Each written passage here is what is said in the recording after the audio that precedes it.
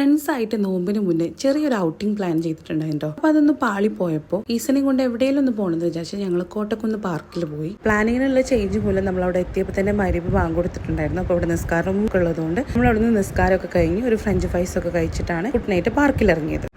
കളിക്കാൻ കയറിയപ്പോൾ ഭയങ്കര ഹാപ്പി ആയിട്ടോ. കാരണം നമ്മൾ കുറച്ച് ദിവസമായി അവനിങ്ങനെ പുറത്ത് കൊണ്ടുപോകാന്നൊക്കെ പറഞ്ഞ് പറ്റിക്കണം. പിന്നെ ഞങ്ങൾ പോയത് നോമ്പിന്റെ തലേ ദിവസം ആയതുകൊണ്ട് തന്നെ ഭയങ്കര ഫ്രീ ആയിരുന്നു പാർക്ക്. കുട്ടികളൊക്കെ വളരെ കുറവായിരുന്നു. അതുകൊണ്ട് എല്ലാ റൈഡിലും മാറി മാറി കയറി നല്ല സമാധാനമായിട്ട് കളിക്കാൻ പറ്റി.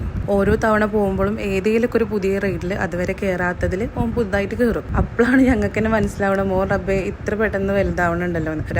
വളരാനെടുക്കണ ആ ഒരു സമയം വളരെ കുറച്ചേ ഉണ്ടാവുള്ളൂ.